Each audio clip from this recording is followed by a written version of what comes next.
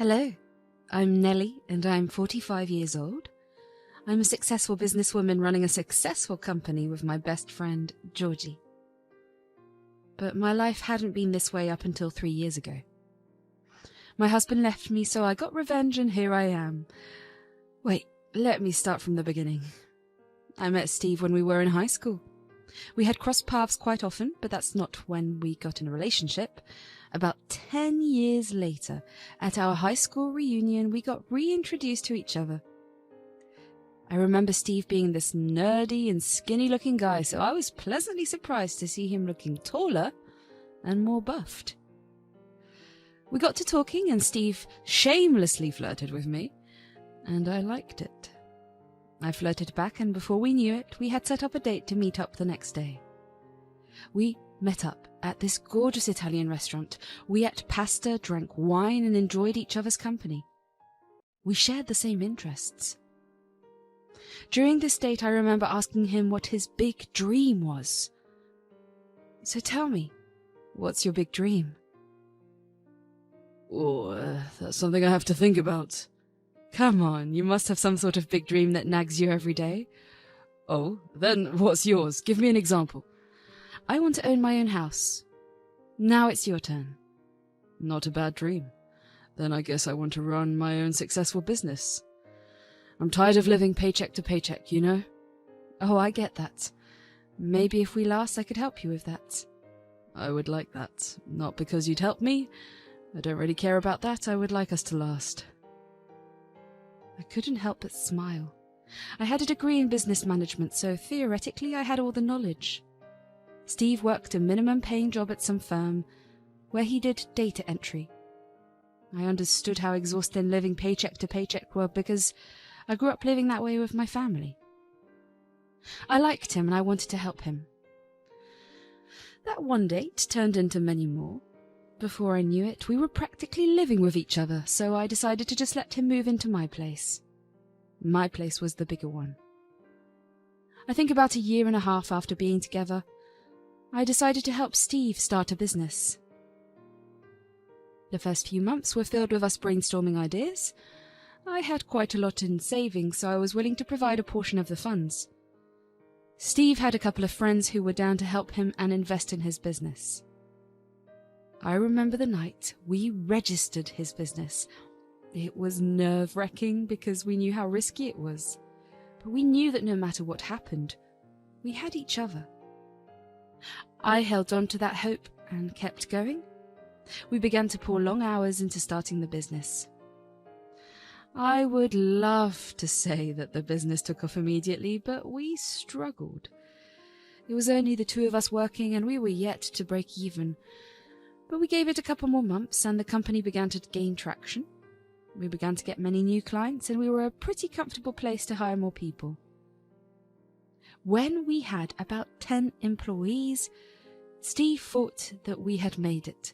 I remember laughing and telling him that I believed that he was capable of so much more than just this much. But Steve was elated, and to celebrate this huge achievement, Steve took me back to the Italian restaurant where we had our first date at. It was there that he proposed to me. Of course, I was beyond happy. I cried as I said yes. Let me tell you, juggling a baby company along with the wedding planning was not easy. I lost countless nights of sleep because of stress. At some point, Steve and I debated just eloping and not worrying about planning a huge event, but we also knew that this was a big event we had always wanted. We were in a great place financially, and we wanted to splurge. I wanted to celebrate my love for Steve in front of all our family. And 1 year after we got engaged, we did just that. Our wedding was a big celebration of our love. We danced and laughed the night away. I was happy to be able to spend the rest of my life with Steve. After the wedding, we focused fully on the business again. We worked our butts off to get it fully off the ground, and our hard work was rewarded. We slowly began to climb and gain recognition. Pretty soon we were doing more than breaking even. We were profiting like crazy, like making millions crazy. The first thing we did when we had a lot of money was buy our own house. We were slowly able to let go of the reins a little because we had enough people working under us. Then, one day, Steve approached me to tell me something. We need to talk about something. Is everything okay? Yeah, it's just, I think I want you to stay home. Why? Am I doing something wrong? No, it's just that I think you deserve to rest at home. But I love working with you. I do too, but I don't work much anymore, you know? And you still do. I don't like that. So, you want me to quit working with you because you feel emasculated? No, I just wanted you to stop working and relax a little. You deserve it. I don't know. Please, for me? Fine, I guess. I was pretty upset that Steve wanted me to stop working with him, but I didn't want to argue with him. I knew that he was right. I couldn't remember the last time I took a day off. I had been working for so long that I didn't even know what relaxing felt like. I took Steve up on his offer and took my new free time seriously. I spent my days reading all the books that I had missed out on reading in the past 3 years. I caught up on all the shows I hadn't watched, and I took time to treat myself to spas and manis and pedis. I felt good. I felt relaxed. But along with the relaxation came this nagging feeling that something was wrong with Steve. He began withdrawing from me. He stopped spending time with me and spent a lot of time working. At least that's what I thought, until one day he came back home after an office party, reeking of alcohol and some woman's perfume.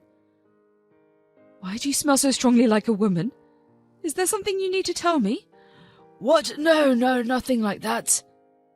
Is that a lipstick stain on your neck? Oh, this thing. Some girl was dared by her friends to do it, and you just let it happen? I was not going to deny a woman a free drink. You're unbelievable. You're sure nothing else happened? Are you accusing me of cheating? How dare you? No, that's not what Just leave me. I'm going to go to sleep. I just wanted to be reassured, but Steve's offensiveness only made me more suspicious. My heart hurt at the thought that Steve was cheating on me. I hoped and prayed to every god that this wasn't the truth. As the days passed, I couldn't shake the nagging feeling. Steve would still come home smelling like a woman on some days. Eventually, curiosity got the better of me. I hired a PI. I know that it was a gross violation of trust, but I needed to know. If Steve himself refused to tell me, then I would find out myself through my own ways. The PI followed Steve around for a month. In case there actually was bad news, I wanted to find out about it after the month. I didn't think I'd be able to handle listening to bad news over and over again, so I told the PI to inform me of everything at the end of the month. That month was the longest month ever. Every day it felt like the hours took much longer to pass, but eventually we reached the end of the month. The PI asked to meet me at a crowded cafe. I got there earlier and anxiously waited for him to arrive. When he did arrive, he carried a large folder. In the folder were pictures of Steve kissing and going on dates, and even going into hotels with various women. My stomach dropped and I felt like I was about to throw up. The PI looked at me with sympathy. But it got worse. I looked at these pictures closely and realized that I knew these women. They were our employees. What in the world did Steve even think he was doing? Did he not realize how badly he was jeopardizing his company by doing this? But most of all, I was beyond hurt that Steve was cheating on me. Is that why he asked me to stop working? So he could sneak around behind my back? I cannot even begin to tell you how grossed out I was by what I had learnt. It was a gross misuse of power dynamics in the workplace to begin with, but then to go behind my back after all the sacrifices he had made for me, that was cruel. I don't exactly remember how I spent the next few weeks after finding out about Steve's affairs, but I do know that there was a lot of crying, sleeping, ice cream, and binge-watching involved. I don't even know how the idea came to me, but I knew that after weeks of wallowing and feeling sorry for myself, I couldn't keep doing this anymore. I thought that maybe confronting him would help. Maybe if he would realize that he would lose me, he'd stop and try to change. Wow, I was such a fool. I need you to sit down and listen to me. Make this quick, I have somewhere to be. Yeah, it's probably at one of your young employees' houses. What? Yeah, I know about your affairs. Which, by the way, is gross. Just because you make a lot of money now doesn't mean you get to abuse that power and take advantage of your employees, or even forget how you got to this position in the first place. Look, I wasn't even trying to keep this a secret anyway. I'm just surprised it took you so long to figure it out. You mean you didn't care about me at all? Don't take this the wrong way, but after getting my position, I realized my worth. I realize I deserve so much better than you. Excuse me? Well, you're not ugly, but you're also not exactly attractive to me. Anyways, what do you want to do about this situation? You are unbelievable. Does our relationship mean anything to you? It was fun while it lasted. I'm going to guess you want a divorce? Don't worry, the papers will be here by the day after, at the latest. As a token of gratitude, you can have the house. I have to go. Bye. I was burning with anger. I wanted to hurt him. I didn't care how. I needed to get back at him. All my sadness and hurt turned to this insane amount of anger that actually made my skin feel like it was on fire. In the days that I waited for the divorce papers to come, I started plotting my plan of revenge. My first idea was to get back at his business. His business was the thing that changed him and made him this entitled man. So I would tear it down and then through it, tear him down. I would love to watch him crash and burn. Since I already had experience starting a business thanks to the late nights I spent with Steve, starting a second time would be a piece of cake.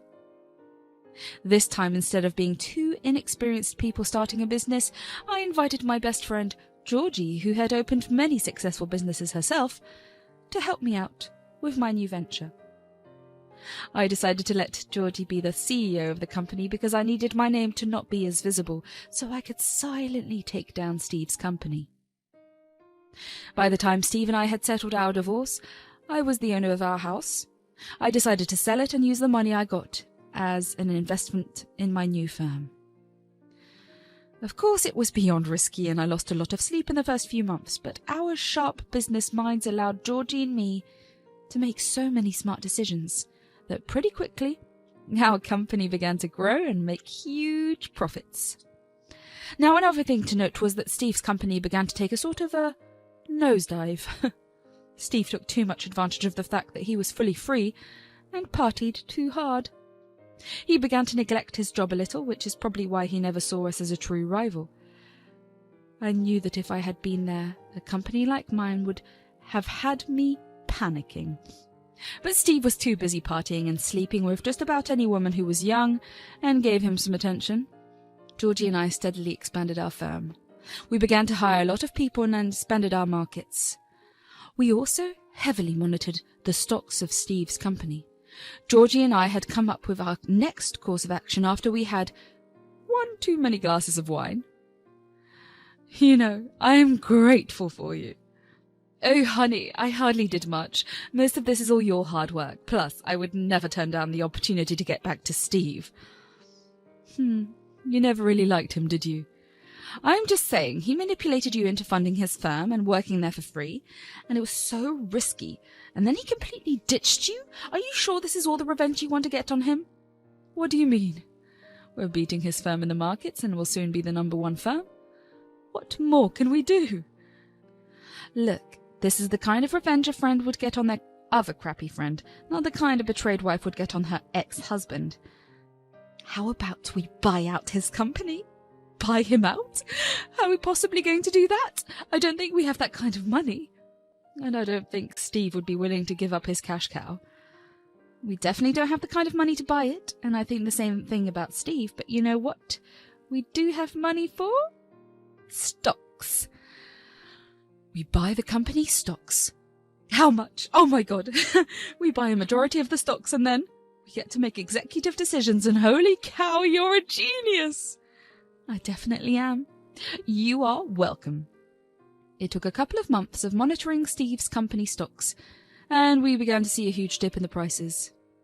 We decided to swoop in and buy about 25% of the stocks. This gave us an exclusive veto and a place at the table to make executive decisions as planned, and now we began slowly destroying the company.